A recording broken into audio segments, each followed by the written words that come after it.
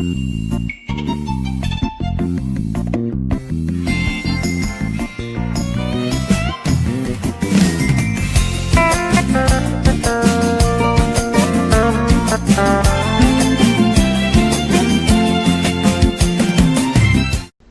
டாபிக்ல பேச போறேன் நானு? On what topic am I going to speak today? ஒரு போர் அடிக்கிற மீட்டிங்கை எப்படி நல்லா யூஸ் பண்ணலாம், அதான் இன்னைக்கு topic. The topic for today is how are we going to make use of a boring meeting? நான் ஏன் இதை பேசுறேன் தெரியுமா? Do you know why am I speaking about it? முந்தா நேத்து ஒருத்தர் கம்ப்ளைண்ட் பண்ற, பிரதர் நீங்க வரலன்னா கூட்டத்துக்கு வர மாட்டேங்கிறாங்க, கை தட்ட மாட்டேங்கிறாங்க, அபிஷேகத்தை நிரம்ப மாட்டேங்கிறாங்க அப்படின்னு ஒருத்தர் கம்ப்ளைண்ட் பண்ணார். Day before yesterday I received a complaint from a brother saying that brother, if you are not coming to the meeting, no one is coming, no one is clapping hands, and likewise it is. இப்போ என்ன பொறுத்தவரையிலும் நான் வளர்ந்த சபையில நிறைய கூட்டம் போர் அடிக்கிற கூட்டம் தான். According to me, the church where I grew up, almost all the meetings were boring. சில தாத்தா பாஸ்டர்மார் இருப்பாங்க. There will be some grandfather like pastors.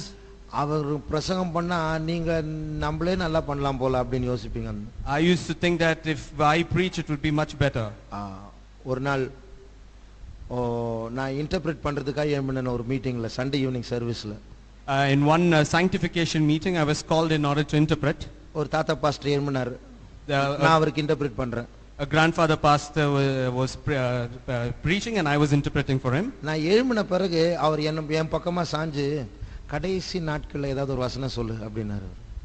After I stood up, he leaned towards me and he said, you please quote a reference concerning the last days from the Bible. அப்போ நான் அவர்ட்ட சொன்ன, pastor கடைசி நாட்கள்ல பரியாசக்காரர்கள் வருவார்கள் அப்படினு சொன்னேன். I told that pastor, in the last days mockers will come. எங்க இருக்கு அந்த வசனம் அப்படினு கேட்டாரு. He asked me, where is that verse? 2 பேதுரு 3:5 ல இருக்கு பாஸ்டர் அப்படினு சொன்னேன். I said, pastor, it is in 2 Peter chapter 3 verses 5. உடனே மைக்ல 2 பேதுரு 3ஆம் அதிகாரம் 5ஆம் வசனம் அப்படினு சொல்லிட்டு வாயில வந்தது பேசிட்டார். அதுக்கு immediately bluntly he said 2 Peter chapter 3 verses 5. ஆனா இப்படிப்பட்ட பிரசங்கத்தை நம்ம எப்படி உட்கார்ந்து கேக்குறது? But according to this kind of a sermon, how can we sit and hear? அப்ப அதுதான் சில காரியங்கள் சொல்ல போறோம். And for this I'm going to say certain things. அதற்காக லூக்கா 5ஆம் அதிகாரத்திலிருந்து ஒரு சம்பவம் இருக்காங்க. லூக்கா 5ஆம் அதிகாரம். For this I will quote a incident in the book of Luke chapter 5. பேதுரு கூட இருக்கிற சீஷர்கள் யாக்கோபு யோவான் இவங்கெல்லாம் சீஷர்களாய் மாறுவதற்கு முன்னாடி மீன் பிடிக்கிற டைம் அது. This is the time when Peter, James and John were fishermen before they were ordained as disciples. அப்போ மீன் பிடிச்ச ட்ரை பண்றாங்க, ஆனா மீனே கிடைக்க மாட்டேங்குது. ராத்திரி ஃபுல்லா ட்ரை பண்ணாங்க. They are trying to catch the fish, but throughout the night they are unable to do so. திடீர்னு இயேசு கரையில வந்தார். Immediately Jesus came to the shore. அவர் வந்து உங்க படகு கொஞ்சம் கூட அப்படின்னாங்க. He said, give me your net. அந்த boat you give me a boat. அந்த படகை பேதுருடைய படகை எடுத்துட்டு உள்ள கொஞ்சம் கடலுக்குள்ள கொஞ்சம் போய் அங்க நின்னு பிரசங்கம் பண்றார் கரையில இருக்கிறவங்க கிட்ட. He took the boat of Peter, went amidst the shore and he started preaching there. பிரசங்கம் முடிச்ச பிறகு after the sermon பேதுரு கிட்ட சொல்றாரு, he saying to Peter, உங்க வலையை எடுத்து கொஞ்சம் ஆழமா போடு அப்படினு. You cast your net into the depth of the water. அப்ப பீட்டர் சொன்னாரு, then Peter said, நைட் ஃபுல்லா அதுதான் ஐயா பண்ணிட்டு இருந்தோம். Jesus, I was doing this throughout the night. ஆனா நீங்க இது சொல்றதுனால நாங்க திருப்பி போடுறோம் கீழ்ப்படிறோம். But because you're saying so, I will again do it. திருப்பி வலை கீழ போட்டாங்க. And again they cast their nets. ஃபுல்லா மீன் மாட்டிடுச்சு. And a bundle full of fish got. அப்ப பேதுரு சொல்றாரு, then Peter said, ஐயா நான் பாவி, என்னை விட்டுருங்க. He said, master, I'm a sinner, please leave me. அது சொன்ன பிறகு after he said, படகையும் வலையும் பிடிச்ச மீனை எல்லாத்தையும் விட்டு ஜீசஸ் பின்னாடி போயிட்டாரு. He left the boat and the net and the fishes and he went towards Jesus. நீங்க நினைக்கல இதுக்கும் போர் அடிக்கிற கூட்டத்துக்கு என்ன சம்பந்தம் பிரதர் அப்படினு. You might have a question, brother, what is the relation between this and the topic of the meeting being bored? நான் சில க்ளூஸ் அதிலிருந்து சில பாயிண்ட்ஸ் எடுத்து ஒரு கூட்டம் வந்து போர் அடிக்குது அப்படினா நம்ம எப்படி நம்ம அதை யூஸ் பண்ணலாம் அப்படி சொல்லலாம். I'll give you some points accordingly which will prove that how can these meetings not be bored. முதலாவது பாயிண்ட், first point, ஒரு கூட்டம் எப்படி போர் அடிக்கும்? How can a meeting or a gathering be bored? ஒரு கூட்டம் ஒரு முறைப்படி நடத்தணும். We are doing a meeting according to a order. an order. according to an order. ஆனா அந்த முறைப்படி நடத்தாவிட்டால் இன்னும் இப்படியே போயிட்டு இருக்கார். சப்போஸ் வந்து ஆவியில நிரம்பிட்டே இருக்கிற ஒரு 11:30 வரைக்கும் உடனே நம்ம ரெஸ்ட்லெஸ் ஆயிடும். இன்னும் இந்த பிரதர் இந்த பாஸ்டர் வந்து பிரசங்கம் பண்ண போறாரா இல்லையா, எப்போ இவ்வளோ நேரம் அபிஷேகம் நிரம்ப வைக்கிற, இப்படி எல்லாம் நம்முடைய மைண்ட்ல போகும். Perhaps I might make you to fill in the spirit up to 11:45. At that time we become very restless and we have a question in our hearts, is this pastor going to preach or not? பிரசங்கம் பண்ணும்போது points எல்லாம் ரொம்ப மேலோட்டமா ஷாலோவா ஆழம் இல்லாம இருக்கலாம். And perhaps the points that I'm preaching might be shallow and without any interest. இல்லனா பிரசங்கம் பண்ற ஊழியக்காரர் வந்து சில குழப்படி பண்ணியிருப்பாரு, ஐயோ இவரா பேச போறாரு அப்படி நம்ம யோசிக்கலாம். Or perhaps that pastor might have done some kind of evil works and oh, is he preaching? அப்ப இப்படிப்பட்ட சூழ்நிலையில் நம்ம உட்கார்ந்து கேட்கும்போது பெஸ்ட்டை எப்படி உரிந்து கொள்ளலாம்? In this situation when we are sitting, what is the best that we can act? அதுல சில க்ளூஸ் சில பாயிண்ட்ஸ் தரேன். For this I'm saying some points. முதலாவது, firstly, பேதுரு சொல்லுகிறார், ஆண்டவரே முழு ராத்திரியும் நீங்க சொன்ன மாதிரி தான் நாங்க பண்ணிட்டு இருக்கிறோம். Peter said, oh Lord, throughout the night as you have said we are doing so. அப்போ இது போல ஒரு போர் அடிக்கிற பிரசங்கத்துல சில காரியங்கள் எப்படி சொல்றது, ஏற்கனவே கேட்ட பழகினதான காரியங்களா இருக்கலாம். Perhaps the sermon that is preached might be things or might be points that you have already listened to. ஆனால் இப்படி ஒரு போர் அடிக்கிற பிரசங்கத்துல கூட இந்த பேதுரு சொல்றாரு பாருங்க, நாங்க முழு ராத்திரி நாங்க பிரயாசப்பட்டோம், நாங்க போராடினோம், எங்களுக்கு கிடைக்கல, ஆனா நீங்க சொல்றீங்க பாருங்க நாங்க திருப்பி கேட்கிறோம். Amidst the boring preaching itself, Peter says that we have tried throughout the night, but yet because you're saying so we will obey to it. அப்போ அவங்க முயற்சி பண்ணாங்க, மீன் கிடைக்கல, ஆனாலும் ஜீசஸ் சொல்றதுனால மதிச்சு கேக்குறாங்க. They tried but they were unable to do so, but because Jesus said, they implicitly obeyed and did likewise. அப்போ தெய்வீக ஞானம் என்று சொல்லும்போது, therefore when you say about divine wisdom, ஒரு பிரசங்கம் போர் அடிக்கிற பிரசங்கமா இருந்தாலும், even a preaching it might be boring, Jesus வந்து அர்த்தமில்லாத ஒரு வார்த்தை பேசுற மாதிரி இருக்கிறார். ஏங்க ராத்திரி ஃபுல், இப்போ ஜீசஸ்க்கு பீட்டர் யாருன்னு தெரியும், ஆனா பீட்டருக்கு ஜீசஸ் யாருன்னு தெரியும், முதல் முறை சந்திப்புது. perhaps Jesus might have been speaking word without any sense, but Peter did not know Jesus, whereas Jesus knew Peter. அப்ப பீட்டர் சொல்லலாம், என்ன நீ சொல்றது, நாங்க எல்லாம் மீனவர்கள், ராத்திரி ஃபுல்லா இந்த இடத்துல தான் போட்டுட்டு இருக்கோம், திருப்பி வாலே போட்டுன்னு சொல்றேன், என்ன போப்பா அப்படின்னு சொல்லி இருக்கலாம். Peter could have said that, oh Jesus, we are fishermen, we have been doing this throughout the night and we have not caught fish, you go, what are you saying? ஆனா இயேசு ஒரு அர்த்தமற்ற ஒரு வார்த்தை சொன்னா கூட அதை கேட்கிறார். Even though Jesus, when he told a firm word, they implicitly obeyed. இது போல சில பிரசங்கங்கள் கூட்டங்கள் போர் அடிச்சாலும் நம்ம we should go along with it, அதோடு கூட நம்ம போக நம்ம தாழ்த்தணும், பழகணும். Perhaps meeting or a sermon might be boring, but we have to practice to go along with it. அர்த்தமற்றதான வார்த்தையா இருந்தாலும் அதை நம்ம கவனிக்க பழகணும். Even though it might be a verse or a word without meaning, we have to practice to hearken to it. அது சில நேரத்துல 1000 முறை கேட்ட ஒரு வார்த்தையா இருக்கலாம், நம்முடைய மூளை சொல்லலாம் இதுதான் எப்ப பார்த்தாலும் சொல்லிட்டு இருக்காங்க. அப்படி யோசிக்காம ஜீசஸ் வந்து அர்த்தமில்லாத வார்த்தை சொல்லும்போது பேதுரு கீழ்ப்படிஞ்ச மாதிரி நம்ம குழந்தை போல கீழ்ப்படியணும். Perhaps we might have preached this about 1000 times, but yet we have to implicitly obey or hearken to the words like Peter did so. நான் ஒரு வாலிபனா இருக்கும்போது, when I was a youth, அடையார்ல ஒரு மீட்டிங் நடந்துட்டு இருந்தது. there was a meeting in Adayar. வழக்கம் போல ஒரு தாத்தா பாஸ்டர் வந்து பிரசங்கம் பண்ணிட்டு இருந்தார். And again a grandfather pastor was preaching. அவர் வந்து எனக்கு தெரிஞ்ச வரைக்கும் அவர் பிரசங்கத்துல ஒரு சரக்கும் இருக்காது. According to me, in his preaching there will be no meaning. ஆனா அங்க ஒரு ஜூனியர் பாஸ்டர் ஒருத்தர் உட்கார்ந்துட்டு இருந்தார் அந்த கூட்டத்துல. In that meeting there was a junior pastor was sitting. அந்த தாத்தா பாஸ்டர் பிரசங்கம் பண்றத பார்த்து ரொம்ப எவ்வளவு டீப்பா அவர் பேசுற மாதிரி இவர் கவனிச்சிட்டு இருக்காரு. இந்த ஜூனியர் பாஸ்டர் பயங்கர பிரசங்கியாரு, நல்ல பிரசங்கம் பண்றாரு, ஆனா அவர் பேசுறது ஒண்ணுமே கிடையாது, ஆனா அவர் டீப்பா பேசுற மாதிரி. நான் அவரை பார்த்து இவர் என்னதான் யோசிக்கிறாரு அதுல அப்படின்னு யோசிச்சேன். The junior pastor with an expression of great acceptance that the grandfather pastor was preaching, he was nodding his head, but in fact in spite of that he was a great preacher, but I was wondering What is he nodding his head with a great acceptance? ஏதோ டீப்பா புரியுற மாதிரி அதை கவனிச்சிட்டே இருக்கிறாரு. He was expressing his thoughts in such a deep way of acceptance. அப்பதான் நான் யோசிச்சேன், நான் தான் சரியில்லை போல, அவர் போர் அடிப்பாருன்னு சொல்லிட்டு நான் கவனிக்காம இருக்கிறேன். ஆனா அந்த போர் அடிக்கிற பிரசங்கத்துல இவரும் கூட போய் தேவ சத்தத்தை கேட்டு அவர் முயற்சி பண்றாரு. That is when I understood that what I am doing is wrong, but amidst the boring preaching, he is finding it interesting in order to hearken his voice. கர்த்தர் உங்களை ஆசீர்வதிக்க போகிறார், உங்களை அபிஷேகம் பண்ண போகிறார் என்று யார் சொன்னாலும் அது ஒரு குழந்தை மாதிரி அப்படி கேட்டிருந்தான். God is going to bless you, God is going to anoint you like a little child, you have to accept it. நம்முடைய மூளை இது சும்மா சைக்காலஜி, இதெல்லாம் சும்மா நம்மளை அப்படியே குதிக்க வைக்கிறதுக்கா ஏதோ ஸ்டேட்மெண்ட் சொல்றாங்க அப்படி நம்ம யோசிக்க கூடாது. Our brain would think in a psychological way, and it is being just said in order to create an emotion. அப்ப இயேசு சொன்னது கூட அப்படிதான், அர்த்தம் இல்லாத அங்க வலை இன்னும் டீப்பா வீசுங்க, எங்க நைட் ஃபுல்லா தான் பண்ணிட்டு இருந்தோம் அப்படின்னு மூளை யூஸ் பண்ணாம பேதுரு பைத்தியக்கார மாதிரி சொன்னதை கீழ்ப்படிஞ்சார். Even though Jesus must have told a word without an understanding, he told them to cast their nets in the depth of the water, but Peter, he did not use his wisdom, but instead like a fool he obeyed to his word. அப்ப முதல் point, நம்முடைய சொந்த மூளை அவருடைய வார்த்தை பிரசங்கம் பண்ணுகிறவர்களை பார்த்து இது அந்த வார்த்தையை தள்ள சொல்லும், இதெல்லாம் ஏற்கனவே கேட்டது அப்படின்னு.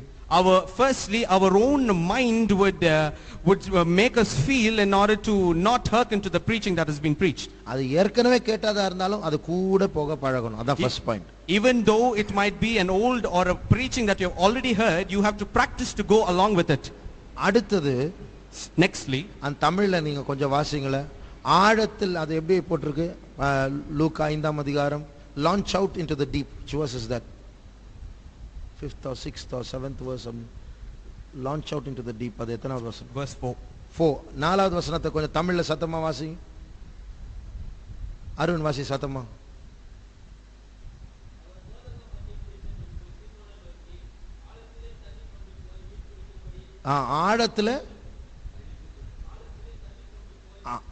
ஆழத்துல தள்ளி கொண்டு போய் வலைய போடுங்கள். ஆழத்தில், அப்போ launch out into the deep, ஆழத்தில் வலைய போடுங்கள். He says launch out into the deep. அப்ப அதனுடைய அர்த்தம் என்ன? What is the meaning? நம்ம மேலோட்டமா ஒரு கூட்டத்தை பார்த்தா நடத்துகிறவர்களை பார்ப்போம், அவங்களுடைய வார்த்தையை பார்ப்போம், ஏதோ போர் அடிக்குது அப்படின்னு சொல்லுவோம். Outwardly or in the top we might see the servant of God, what is he preaching, and it might appear to be boring. ஆனால் ஆழத்தில் வலைய போடு என்று சொன்னால் என்ன? But what does launch out into the deep mean?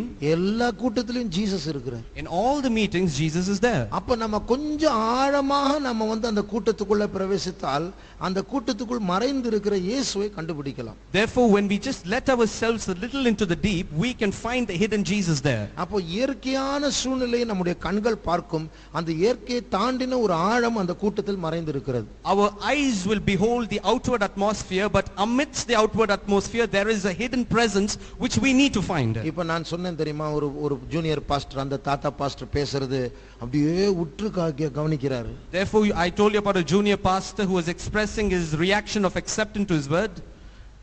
கூட்டம் முடிச்ச பிறகு அந்த சின்ன பாஸ்டர் சொல்றாரு, God spoke to me, தேவன் என்னோடு பேசினார். இது அந்த பிரசங்கத்திலயா அப்படின்னு நான் யோசிச்சேன். After the conclusion of the meeting, the junior pastor came and said, God spoke to me, and I wondered, oh, God spoke to you in that verse. அப்ப அந்த பாஸ்டருக்கு எனக்கு என்ன வித்தியாசம்? So what is the difference between that pastor and me? நான் ஆழத்துல வலைய போடல, அவர் ஆழத்துல போட்டு ஜீசஸை கண்டுபிடிச்சார். God spoke to me ன்னு சொல்றாரு. I did not launch into the deep, but he launched into the deep and he met Jesus. அப்ப அது போல எந்த கூட்டமா இருக்கட்டும், யார் நடத்தினாலும் பரவாயில்ல, தேவன் அந்த கூட்டத்தில் இருக்கிறார், ஜீசஸ் கூட இருக்கிறார், அவர் பேசுவார், அவர் நடத்துவார். Therefore let it be what the meeting might be, who might be the conductor of the meeting, yet you give heed to it because Jesus is there. அப்போ இந்த அறிவோடு நம்ம ஒரு கூட்டத்தில் உட்கார்ந்தா நம்ம ஒரு சர்ஃபேஸ் லெவல்ல மேலோட்டமாக ஆளையும் அவருடைய வார்த்தையும் பார்க்கணும்னு அவசியம் இல்லை. Therefore when we sit with this kind of a surface level in our minds, we will not look further. மூன்றாவது, thirdly, பேதுரு ஒரு பிரச்சனையோடு இருக்கிறார் அந்த ராத்திரியில. Peter was in a problem or in a turmoil at that night. என்ன பிரச்சனை? What was that turmoil? மீனே கிடைக்கல போன ராத்திரி. I did not get fish last night. இப்ப ஜீசஸ் என்ன பண்றாரு? Now what did Jesus do? இவருடைய பிரச்சனையை தீர்க்க வராம உன் படகை கொடுன்னு கேக்குறாரு. He did not come to solve his problem, but he told instead to give his boat. அப்ப அந்த படகை கொடுத்துட்டார் விசுவாசத்தோட. With faith he gave that boat. அவர் சொல்லிருக்கார், ஏன்யா நான் வந்து ராத்திரி ஃபுல்லா எனக்கு படகு இருந்துட்டே எனக்கு மீன் கிடைக்க மாட்டேன், நீங்க படகு கேட்டு இப்போ என்னத்து பண்ண போறீங்க? He could have said, oh, what is this whole night I have been toiling, we have been toiling, but we didn't receive fish, but what are you going to do with the boat? நானே நொந்து போய் கிடக்கிறேன், படகு வர கேட்கிறேன், போங்க, இங்க முடியாது. I myself have been in a great turmoil and now I cannot give you my boat. அப்படி பண்ணல. He did not do so. Jesus கூட அவர் ஃபர்ஸ்ட் வலையை போடுன்னு சொல்லல. Jesus also did not tell him to cast the net first. முதலாவது பிரசங்கம் பண்றதுக்கு படகை கேக்குறாரு. Firstly, he asked the boat in order to preach. பிரசங்கம் பண்ணின பிறகு தான் வலையை போடுன்னு சொல்றாரு. And after the sermon, he asked them to launch the net. பேதுரு கூட அந்த டைம்ல என்னங்க, நாங்க வந்து பிரச்சனை இருக்கட்டும், பிரச்சனை முடிஞ்சா தீர்த்துக்கோங்க அப்படின்னு சொல்லல. Even Peter did not say that we are in a problem, you finish the problem and do so. அப்ப அது போல likewise, ஒரு கூட்டத்துல ஜீசஸ் இருக்கிறார் என்று அறிஞ்சது மாத்திரமல்ல, it is not just a knowledge of knowing that Jesus is in a meeting. சில நேரத்துல நம்முடைய சூழ்நிலைக்கு சம்பந்தமில்லாத வார்த்தைகள், நம்முடைய பிரச்சனைகளை ஆண்டவர் அட்ரஸ் பண்ண நினைச்சு நம்ம ஸ்விட்ச் ஆஃப் பண்ணிட கூடாது. Sometimes we should not switch off our minds because the words that is spoken is not according to the situation that we are in. அப்படி கொஞ்சம் அப்படி கேட்டு பார்ப்போம், ஒன்றும் பொருந்தலையா அப்படி நம்ம ஸ்கிரீன் சேவர் மாதிரி ஷட் டவுன் பண்ணிட்டு அப்படியே உட்கார்ந்துரும். We will look for some time and automatically like a screen saver we'll come down to sleep mode. Sleep மோட்ல வந்துடலாம். அப்புறம் வேற பிரசங்கம் தனியா ஓடிட்டு இருப்போம், நம்ம தனியா பண்ணிட்டு இருப்போம். The sermon will be going on and we'll be in our own world.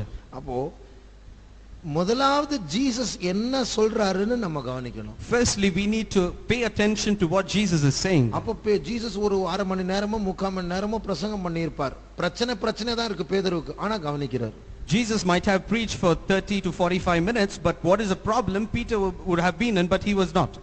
நான் ஏற்கனவே பிரச்சனை இருக்கு, தயவு செய்து டிஸ்டர்ப் பண்ணாதீங்க அப்படின்னு சொல்லிட்டு உங்க பிரசங்கம் பண்றதுக்கு ஏன் படகு உங்களுக்கு தேவை அப்படின்னு கேட்கல. ஒழுங்கா படகை கொடுத்து அந்த பிரச்சனை உள்ளத்துல இருக்கு, பிசினஸ் சரியா ஓடல, இன்னைக்கு என்ன சேல்ஸே ஆக மாட்டேங்குது, இன்னைக்கு மீனே கிடைக்கல, அதெல்லாம் மைண்ட்ல இருக்கு, ஆனாலும் அந்த வசனத்தை கவனிக்கிறார். He did not react with a hesitate reaction, but instead he gave his boat and he hearkened to his message. And likewise, we also, if we have any problems in our business or anything, we should not do so, but we should implicitly obey and hearken to his word. அப்போ ஒரு sermon, ஒரு கூட்டம் போர் அடிக்கிற ஒரு கூட்டமா இருந்தாலும் அதில் இயேசு இருக்கிறார், அவர் என்ன பேசுகிறார் என்று நாம் முதலாவது கவனிக்கணும். Therefore, if a sermon or a meeting is boring, we have to firstly see if Jesus is there and we have to hearken to his word. இப்படி அவங்க அமைதியா கேட்ட பிறகு, and after he hearkened silently, பொறுமையாய் கேட்ட பிறகு, when he hearkened patiently, இப்போ Jesus சொல்றார், now Jesus said, உங்க வலையை ஆழத்துல போடுங்க, launch out into the deep. அது அர்த்தம் என்ன தெரியுமா?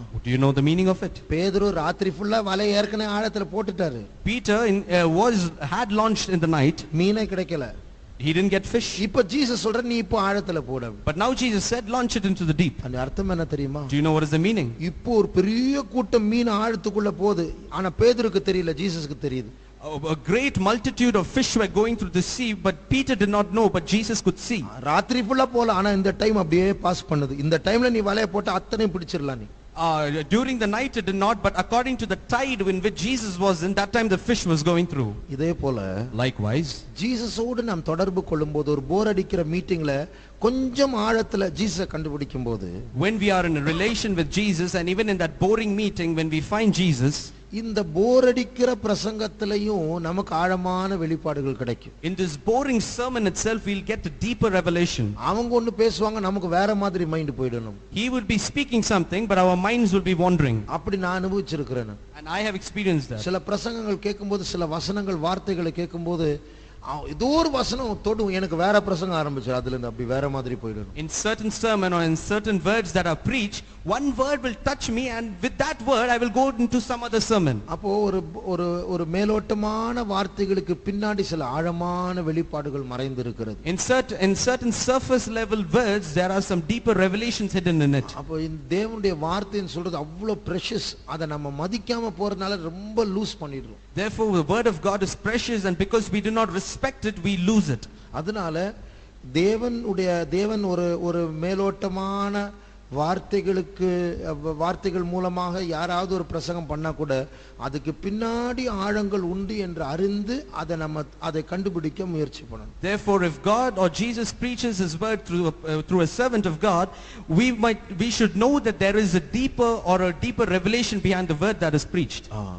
இப்போ பாருங்க, இப்போ பேதுரு எழுத்தின் பிரகாரமா அவருடைய பிசினஸ் ஆசீர்வதிக்கப்பட போகுது. பெரிய மீன் கூட்டம் பிடிச்சிட்டார் அவர். Now you see Peter, in the literal sense, his business is going to flourish because he's got a multitude of fish. ஆனாலும் ரொம்ப தேங்க்ஸ் ஜீசஸ் சொல்லி அவர் கிளம்பி போல அவர். But he did not express his gratitude by saying thank you, and he did not leave. அவர் அதுல சில ரகசியங்களை அவர் பார்த்தார். But he saw certain mystery behind that. அதனால தான் ரொம்ப தேங்க்ஸ்னு சொல்லாம அந்த படகையும் மீனையும் அந்த வலையும் விட்டுட்டு ஜீசஸை கும்பிடுறார். நான் ஒரு பாவி, என்னை விட்டுருங்க. Therefore, without expressing his gratitude, he gave his reverence and honored and folded his hands and said, Jesus, I am a sinner. அதோட அர்த்தம் என்ன? Do you know the meaning of it? அது வரைக்கும் பேதுரு ஒரு பாவியா இருந்தான். Until then Peter was a sinner. ஆனா பாவின்னு தன்னை பற்றி இது வரைக்கும் சொன்னதே இல்லை. But he never accepted that he was a sinner. ஆனா இவர் வசனத்தை கவனமாய் கேட்டதனால, because he hearkened to his words carefully, பொறுமையாய் கேட்டதனால, because he hearkened it patiently, இப்போ ஜீசஸ் சொல்ற வலையை கீழே போடு, ஆழத்துல போடு. now Jesus said, let down your nets into the deep. கிடைச்ச மீன் கூட்டத்துல அவருடைய லைஃபே மாறிடுச்சு. அந்த in the multitude of fish that was caught, his life changed. அப்போ ஒரு குறிப்பிட்ட மீட்டிங்ல அவருடைய லைஃப் வந்து ஒரு கீழ்த்தரமான பிசினஸ் சம்பந்தமான லைஃப் வந்து ஆவிக்குரிய லைஃபா மாறிடுச்சு. Therefore, in a particular meeting, his mind, which was in a business minded, but because of the word that was spoken, it became spiritual minded. அப்ப அதுபோல நாம் தேவன் நம்மோடு பேசுகிறதை நாம் கண்டுபிடிக்கும்போது, therefore when we discover the words that God speaks through us, எந்த போர் அடிக்கிற கூட்டமா இருந்தாலும் அதுல நம்ம முன்னேறதுக்கு வழி பார்க்கலாம். even though it might be a boring meeting, we have to make practice in order to grow in that. இயேசுவை பற்றி பைபிள் சொல்லி இருக்குது 53ஆம் சங்கீதத்துல, அவர் வறண்ட நிலத்தில் துளிர்விட்ட வேர். எப்படி அது வறண்ட நிலத்தில்? ஏசாயா 53ஆம் அதிகாரம், root out of a dry ground, 2 or 3.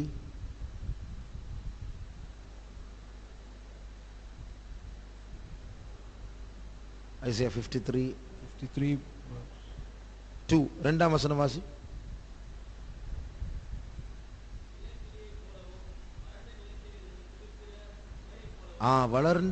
வறண்ட நிலத்தில் துளிர்க்கிற வேரை போலவும். அப்போ வறண்ட நிலத்தில் அவர் துளிர் விட்டார். Therefore he came into a dry land. நானும் அப்படிதான்.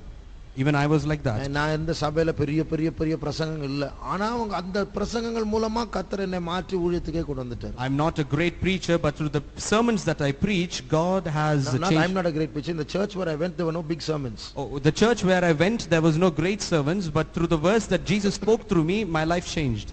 அந்த பிரசங்கங்கள் மூலமா கர்த்தர் என்னோடு பேசி ஊழியத்துக்கு அழைப்பை கொடுத்தார். Through those sermons itself, Jesus called me for the ministry. அதனால பெரிய பிரசங்கியார் கூட்டத்துல தான் வளர்ச்சி உண்டாகும்னு அவசியம் இல்லை. எந்த கூட்டத்திலயும் கர்த்தர் மாற்ற முடியும். Therefore it is not necessary that if a great preacher comes, that's when there will be growth.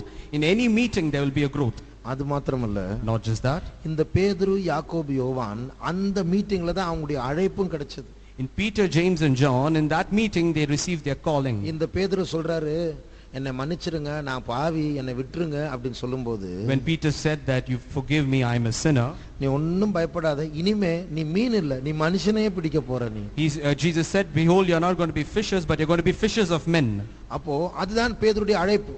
And that is the call of Peter. நீங்களே யோசிச்சு பாருங்க, இவ்வளோ பெரிய அவருக்கு ரொம்ப பிரச்சனை என்ன, மீன் கிடைக்கல, ஆண்டவர் அள்ளி கொடுத்தார் மீன், ஆனா அன்னைக்கே மீனை விட்டுட்டு வந்துட்டார் அவர். Therefore, even though he got multitude of fish, but he forsook everything and followed Jesus. அது யாரோ விக்கட்டும் சொல்லிட்டு பிசினஸ் அன்னைக்கு முடிச்சிட்டு சரி இத சேல்ஸ் பண்ணிட்டு வரேன்னு கூட சொல்லல, அதே விட்டுட்டு வந்துட்டார்.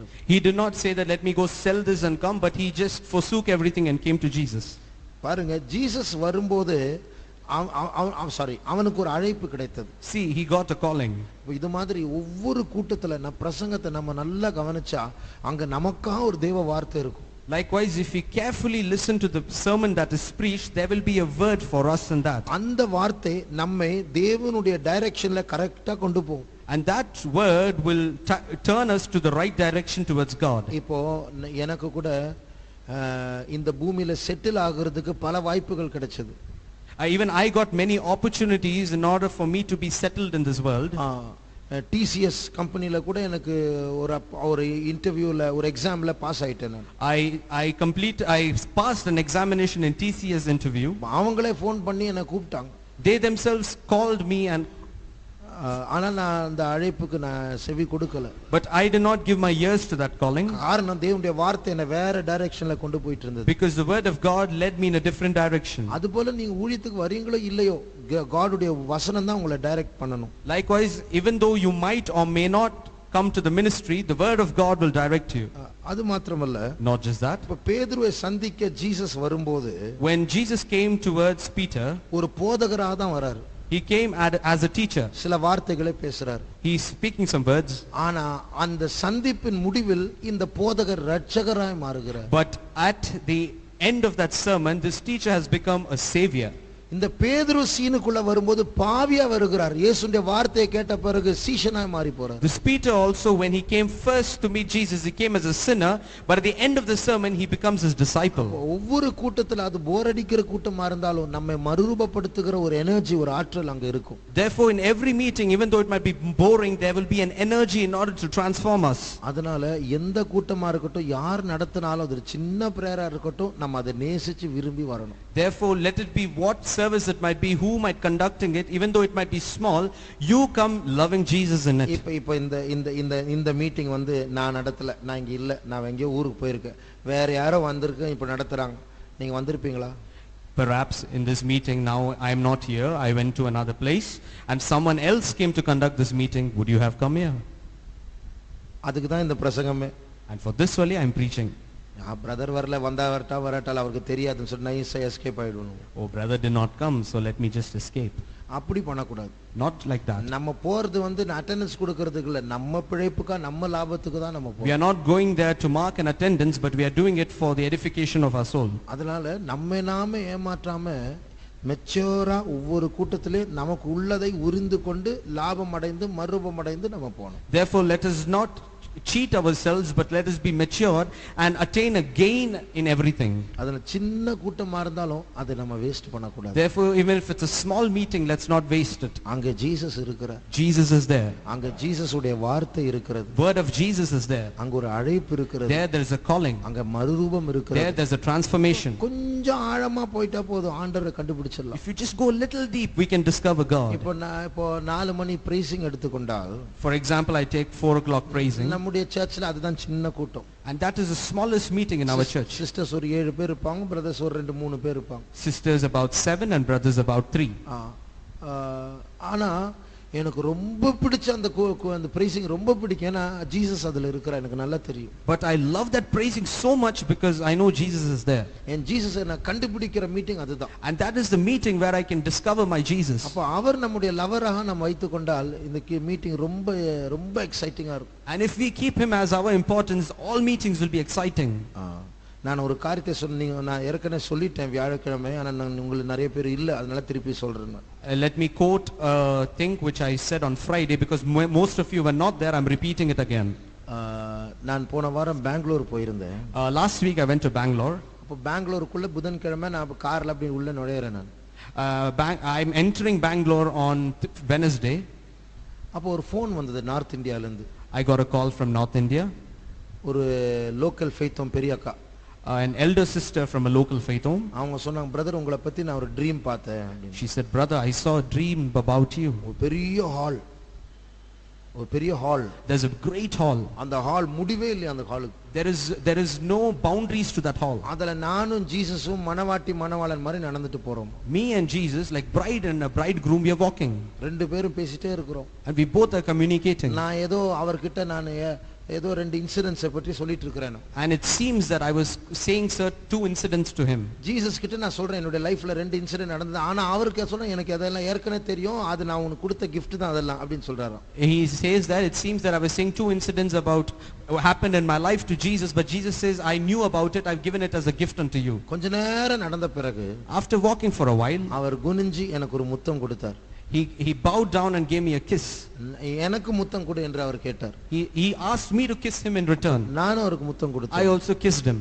அதுக்கப்புறம் திருப்பி கொஞ்ச நேரம் நடந்தோம். Again we paced for a while. அப்புறம் ஒரு சந்து திருப்பும் ஒரு டர்ன் வரும்போது அந்த டர்ன்ல திரும்பாம வேற எங்க என்ன கொண்டு போய் என்னை அணைச்சு என் காதுல சொன்னாராம், நான் உனக்கு தேவனுடைய அன்பை பற்றி சொல்லி கொடுக்க போகிறேன் அப்படின்னு சொன்னார். When there was a diversion to turn, he caught hold of me and brought me and he whispered in my ears, I'm going to teach you about the love of Christ. அப்ப அந்த அக்கா கிட்ட நான் சொன்னேன். Then I told that அக்கா நான் இப்ப பெங்களூர்ல இருக்கிறேன்.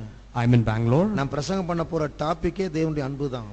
The topic that I'm going to preach is the love of God. அப்படியா? Is it so?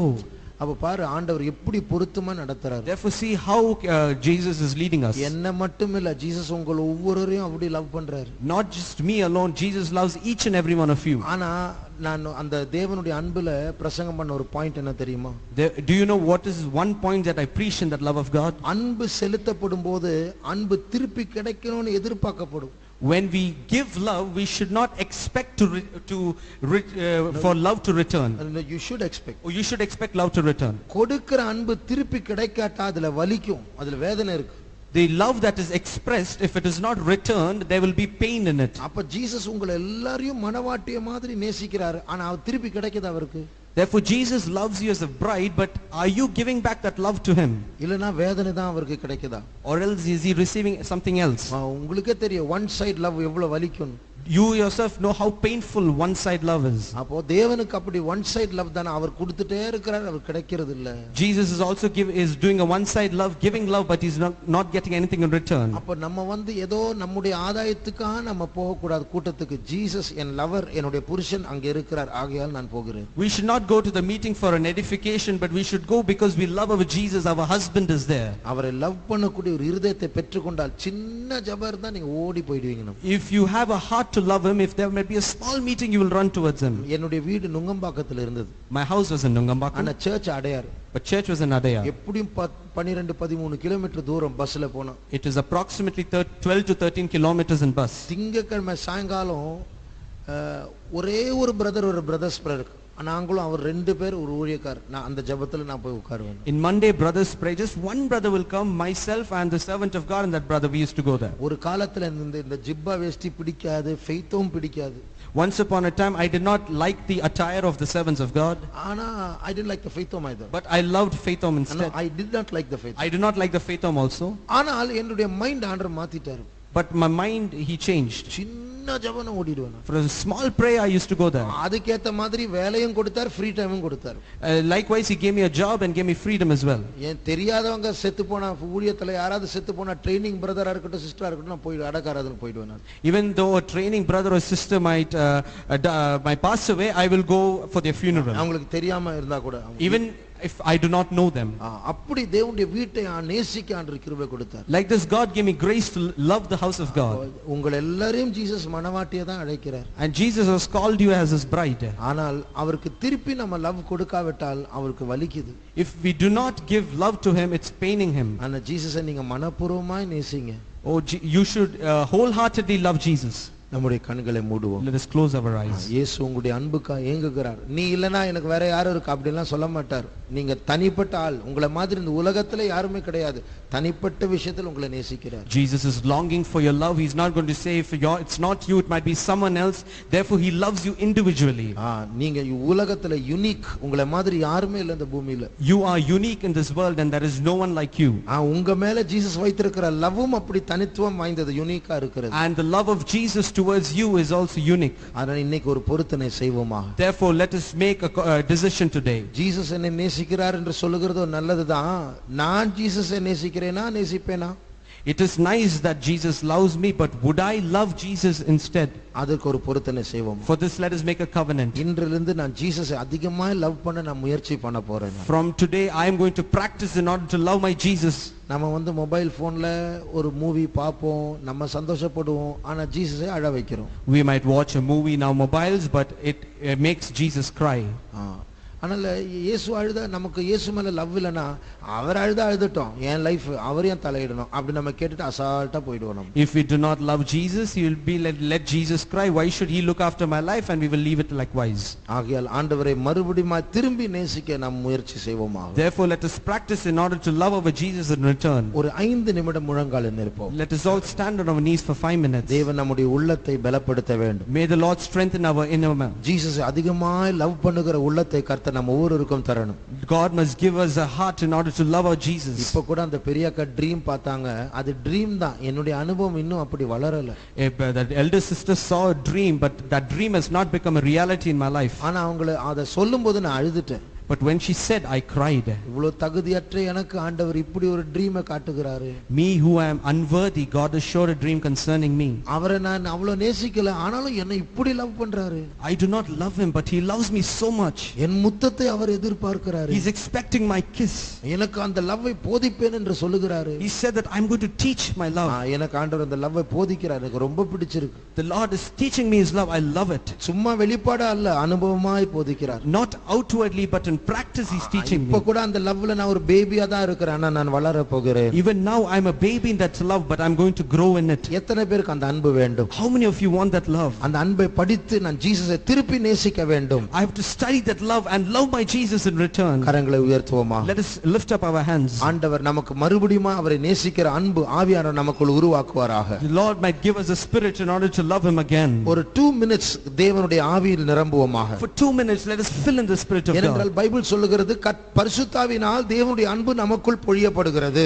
The love of God is shed abroad in our hearts through the Holy Spirit. சின்ன இருதயம் இன்னும் கொஞ்சம் பெருசாகட்டும், இன்னும் அவருடைய அன்பை ஏற்றுக்கொள்ளட்டும். Therefore let our little hearts expand more and accept his love. அபிஷேகம் பெற்றவர்கள் கர்த்தருடைய ஆவிக்கு இடம் கொடுப்போமாக. Those who received his anointing, let us give room to his spirit. கர்த்தர் நம் மத்தியில் இருக்கிறார். The Lord is in our midst. நம்முடைய இருதயங்களை விரிவடைய செய்ய அவர் இருக்கிறார். He has come in order to expand our hearts. நமக்குள்ள இருக்கிற அந்நிய அன்புகளை மாற்ற அவர் இருக்கிறார். He has come here in order to take away our strange love. உமக்கு சாட்சியா இருக்க எனக்கு பலன் தாரும் ஆண்டவரே. Oh Lord, give me your strength to be a witness for you. மற்றவர்கள் என்னை பார்க்கும்போது நான் ஜீசஸை அதிகமாக நேசிக்கிறேன் என்று சொல்ல வேண்டும் ஆண்டவரே. When others see me, they must be able to say that I love my Jesus more. கர்த்தருடைய ஆவியானவர் நம்மோடு இருக்கிறார். The Spirit of God is in us. கர்த்தருடைய ஆவியின் நிறைவை பெற்றுக்கொள்வோமாக. Let us receive the fullness of the Spirit of God. கர்த்தருடைய அன்பு நமக்குள் பொங்கட்டும். Let the love of God bubble in us. இலமங்கராவ் ஷபங்கதுடங்கலமௌ ஷபந்திடங்கலமங் கத்திடங்கலமௌ ஷபானியம்துடா ஓரியமௌ ஷபங்கதுடங்கலமௌ ரியபா சபத்துடங்கலமானியம்துடா இரம்தனங்க சப்துடிவிகனமங்க ஷபாலிய ரபங்கலம்துடங்கரமானியம்துடா. ஸ்தோத்திரம் இயேசுவே, ஸ்தோத்திரம் இயேசுவே, ஸ்தோத்திரம் இயேசுவே.